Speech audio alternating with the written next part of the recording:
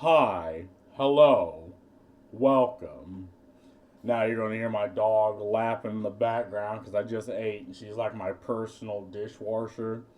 I want to talk about accessibility, right? Because this has kind of been the ideological Trojan horse against like games such as Elden Ring, games such as Stalker, games where is a level of difficulty that again everyone's okay with, other than the people who don't play video games. Like they have a problem with this. And to start this off, you need to go back in the early 2000s because there was always a level of social stigma against video games, right? And the barrier of it to entry was social, right? And it's because if you play games, it was like, oh, why can't you grow up? Why can't you be into uh, things that men are into? And it's odd because clearly men and women bully differently. Because we hear this with Anita Sarkeesian talking about how men are keeping women from video gaming and artistic designs that again from a predominantly male dominated space, because there's male oriented artistic designs, it's keeping women away.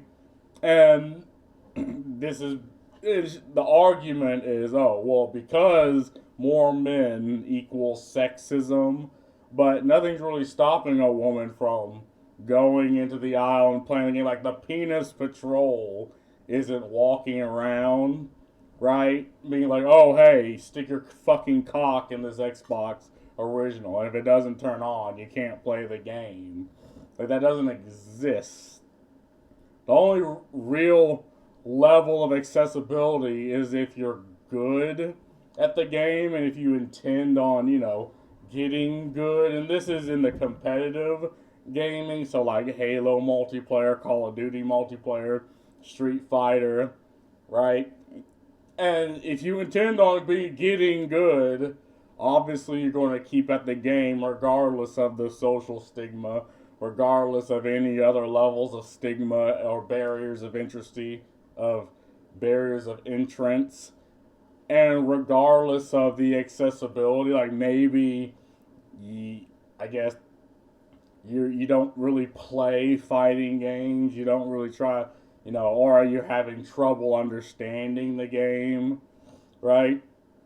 But people aren't asking for the game to become easier just to fit a very small and vanishing demographic of people, because usually people are just not into the game. They're just going to play other games, right? If you're not into Elden Ring, if you play it, regardless of the reason, you're just going to gravitate to games that you want to play. And so again, despite all these barriers of entry, right? The social, the accessible, yeah, the stigma, people still play video games. And even when you grow older and now you don't really have much time to play games the way you used to, people still play them. And again, people still seek games such as Dark Souls, which you gotta understand why Dark Souls exists. It exists because there was another level of developer mindset that persisted, and this was even before wokeism. It's games have to be so easy to allow people to play through it. It's why you have games where the difficulty is locked off. The harder difficulty is locked off until you actually beat the game on the easier normal difficulty. And a lot of games suffer from this, just like uh, the first Bioshock, because you can just keep wailing at that Big Daddy, and it kills you. You come back, you wail at it again, it kills you. You come back, and eventually, if you keep doing that, you'll eventually kill the Big Daddy. It's also what killed Prince of Persia, because you part of this was the fact that you literally couldn't die in these games. So every time you jump off the ledge, the princess would save you, or every time you get hit and about to die, the princess will save you. So there's no risk, there's no, difficulty to contend with. And a lot of people even was like, what the hell? And it got a lot of people off these games. And then Dark Souls came out and was like, look, idiots. Not only can difficulty be an integral part of your game, but people also seek difficulty in their games. And it's not even the fact that Dark Souls is entirely difficult. Again, what does get good mean? Well, get good means understanding the boss and overcoming the boss. And there you go. You've Dark Souled the right way. So once Dark Souls came out, it's like people are like, yeah, why the hell are difficulty options locked behind like you completing the game the first time? Why are we being infantilized? And it's odd because Elden Ring is getting sued by some random people that use accessibility as a reason to get the game sue the From Software. And they use the same arguments that developers used in the past when games were effectively where you couldn't die in video games. Like they use hand to hand the exact same argument. They're like, oh, well, you're locking content behind difficulty behind. So effectively, when I bought the game, I'm not giving access to all the content. And they use disability as an excuse and all that. And again, if you like the game, I think you would just play through it regardless of the barriers. Right? This is what people don't understand. Like, things don't have to change to fit, the understanding, I suppose, of a small fringe minority of people. And assuming that if Elden Ring was to add an easy mode, and let's assume they do this, and they get objectively more people playing the game, like it doubles their numbers. The question is, are they still obligated to do it? And my answer is no. Like, they're not obligated to do a fucking thing. Like, they've already made their game. They already have their niche of players. They've already fleshed out, and even released the DLC, which is hell even harder because effectively it doesn't matter what all you had before you played the DLC. You're effectively starting from zero. And people were fine with that. But it's odd that, again, and I looked up the definition of accessibility, and it's like accessibility to the practice of making product, devices, services, and environments usable by as many people as possible. It's also associated with people with disability, but also benefits others, such as those using mobile devices or with slow network connection. And it's odd because games nowadays are like $70 fucking and require effectively a NASA level computer. Like, I looked at the new the requirements for the Indiana Jones game, and apparently you need the highest level fucking PC to play it on max. But you look at the game in the trailer, and it's like, this doesn't look like a game this looks like a game that was like a Xbox 360 game. But no, you're still required to have effectively a high-end PC. And it's odd that they don't use price, they don't use, stats for your computer in the accessibility argument, because if you literally can't play the fucking game because it's too expensive, or you can't run it because they pump so many types of things in the game that's technically aren't required, but they do it just to, I guess, justify the price. Like, is that not part of the accessibility argument? And again, it sucks that accessibility is now being lumped under the idea of just making games play themselves and making games so easy that they're effectively not games, they're visual novels or like walking simulators or like cozy games. And it's also bad that people demand other games change to fit their sensibility. It's like, okay, if you don't like a game like Elden Ring, I mean, there are so many types of video games out there that you don't have to play Elden Ring at all.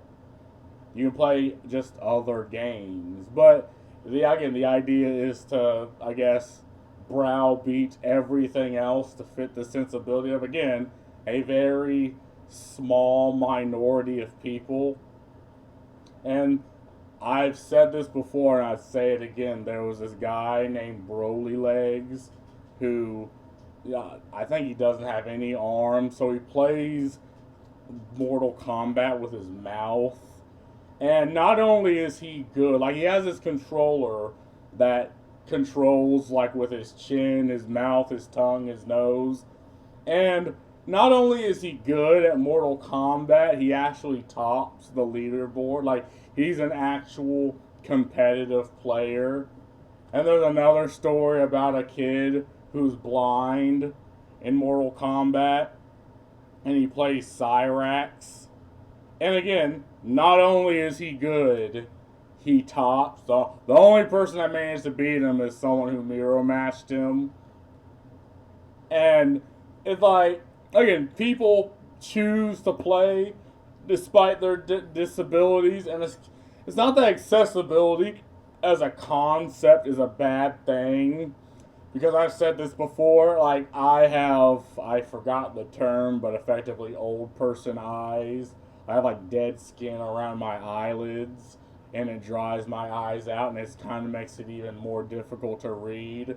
So if I'm playing like Nikkei or Zaneless Zone Zero, it's like I have to squint and really, lean in to look at it. And it'd be nice if there was like an AI overview of certain, to voice. And most of the games are voice acted, but most of it aren't. And it'd be nice to have like an AI voice overview. Like that would definitely help me a little bit. But again, I understand that I'm just, a fraction of people that one care to, despite, I guess, that accessibility not being there, I can still enjoy the game. And again, accessibility in and of itself just is not that bad of a concept. I mean, people should be allowed to play games even with the disabilities that they have. And there's lots of organizations that work to do that. But unfortunately, you have the professional problem havers. I think that's a decent term. The professional problem havers that will find a problem with everything.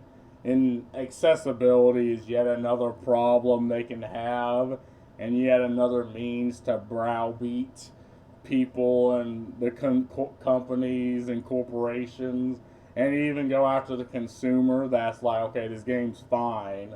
You don't have to fucking mess with it. But no, they have to have the problem. They have to go after it. It's just something they need to do. And I looked at, even the Games Awards. There's a category called Innovation in Accessibility. And let's just give some of these games a look, right? It's like, okay, you have Black Ops 6, which, I mean, sure. The problem with this game is there's just so much nothingness. Like, this is the game with the developer mindset that you shouldn't think of games like a genre. They should have a little bit of everything. So in this game, they even baked zombies into the main story, but you have your hub world, you have just goofy dialogue, you have, the stealth section, you have your espionage section, you have the pseudo open world, but you also have the linear type deal. And again, under most circumstances, this would be fine, but again, there is no like the setting of the game is after the Cold War. There's still levels of dread, but it doesn't feel that way. You have Diablo 4, which okay, this game is so easy. All you have to do is just AoE, and they actually had to add difficulty because even on the hardest difficulty to date, people were just blasting through it. You have Dragon Age Veilguard, a game where your companions literally can't die. I mean, you can, but they can't, so all you have to do is just kite the fuck out of enemies. And it's such a basic fucking, a basic fighting style game. And this is taking away all of the other problems with the game. The fact that the game is just so easy, you don't even have to play. I mean, I've never played and or seen this game. All I know is it's Prince of Persia, but you don't play the prince and it doesn't take place in Persia. And you have Star Wars Outlaws. Again, a game so easy that it effectively plays itself.